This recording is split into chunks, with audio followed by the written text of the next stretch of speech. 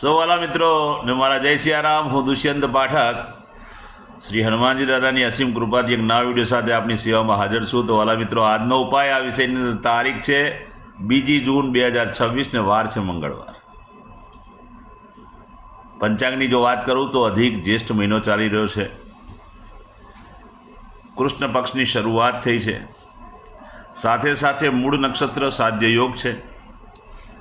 ધનરાશિનો ચંદ્ર અને વૃષભ રાશિનો સૂર્ય છે. વાલા મિત્રો, અશુભ સમયની જો વાત કરું તો રાહુકાળ બપોરે 3:47 થી 5:27 સુધી છે અને યમઘંટ સવારે 9:04 થી 10:44 સુધી છે. આ બંને સમય અશુભ સમય કહેવાય. અશુભ સમયની અંદર કોઈ પણ પ્રકારનું શુભ કાર્ય, શુભ યાત્રા ન થાય. શુભ કાર્ય તો અશુભ યાત્રા કરવા માટે કોઈ સારું ચોગડિયું, સારું મુહૂર્ત લેવું જોઈએ, જેમાં ઉત્તમ અભિજીત મુહૂર્તનો સમય સવારે 11:58 થી બપોરે 12:02 સુધી છે. વાલા મિત્રો, આ સમયની અંદર તમે કોઈ પણ પ્રકારનું શુભ કાર્ય અને શુભ યાત્રા કરી શકો. વાત કરીશું આજના ઉપાયની. તો આજના ઉપાયની અંદર વહેલી સવારે સ્નાન કરવા માટે બેસો ત્યારે નાવાના પાણીની અંદર 5 ચમચી જેટલું ગુલાબજળ પધરાવી દેજો અને ગુલાબજળ મિક્સ થયેલા પાણીથી તમે નાહજો. સાબુ શેમ્પૂનો ઉપયોગ કરી શકાય, નવું પાણી પણ ઉમેરી શકાય. સ્નાન થઈ ગયા પછી વસ્ત્ર પહેરી લઈને સિંદૂરનું તિલક કપાળ ઉપર કરવાનું છે અને નાભી પર કરવાનું છે. બરાબર સમજી લેજો. સિંદૂરનું તિલક કપાળ પર કરવાનું છે અને નાભી પર કરવાનું છે.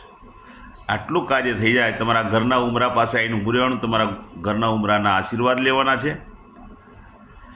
ત્યાર પછી સીધું સંધ્યાકાળે પશ્ચિમ દિશા તરફનું મુખ રાખીને શ્રી હનુમાનજી દાદાને એક કાકભૂષણની રામાયણજીનો પાઠ અને એક હનુમાન ચાલીસાનો પાઠ શ્રી હનુમાનજી દાદાને અર્પણ કરવાનો છે.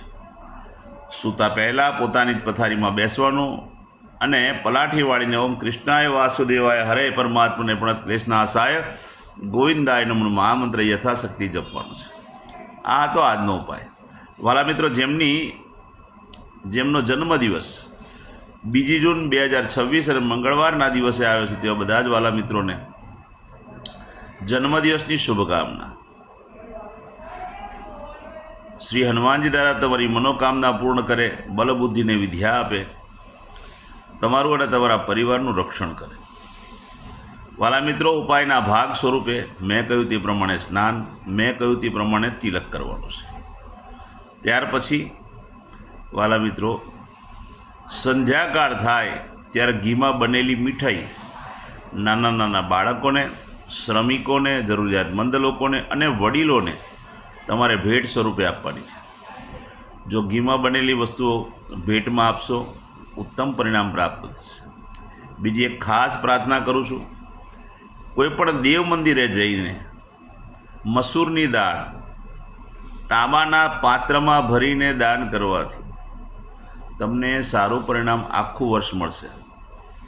જેમની મેરેજ એનિવર્સરી 2 જૂન 2026 અને મંગળવારના દિવસે છે તેવા બધા જ વાલા મિત્રો સવારે સ્નાન કરી વડીલોના ચરણ સ્પર્શ કરી આશીર્વાદ મેળવે.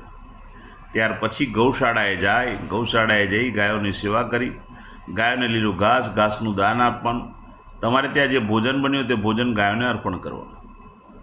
આટલું કર્યા પછી કોઈ પણ વિધવાશ્રમમાં, અનાથ આશ્રમમાં, વૃદ્ધાશ્રમમાં જવાનું છે અને ઘી, ચોખા, મસૂરની દાળ અને ચણાની દાળ શાકભાજી સાથે દાન કરવાનું છે. બસ આટલું જ કરી લો. ઉત્તમ પરિણામ પ્રાપ્ત પતિ અને પત્નીને થશે. વાલા મિત્રો, મારા બધા જ વિડીયો યુટ્યુબ પર હોય છે. મારી યુટ્યુબની ચેનલનું નામ છે દુષ્યંત પાઠક. મારી ચેનલને સબસ્ક્રાઈબ કરો, બેલ આઇકન અવશ્ય દબાવજો, કારણ કે હું નિયમિત એક વિડીયો મૂકું છું. જો તમે બેલ આઇકન દબાવેલો હશે તો તરત જ તમારા મોબાઈલ પર નોટિફિકેશન આવી જશે. તમે મારો વિડીયો તરત જ જોઈ શકશો. વાલા મિત્રો, મારું ઇન્સ્ટાગ્રામ, ફેસબુકનું પેજ, એનું નામ પણ દુષ્યંત પાઠક જ છે.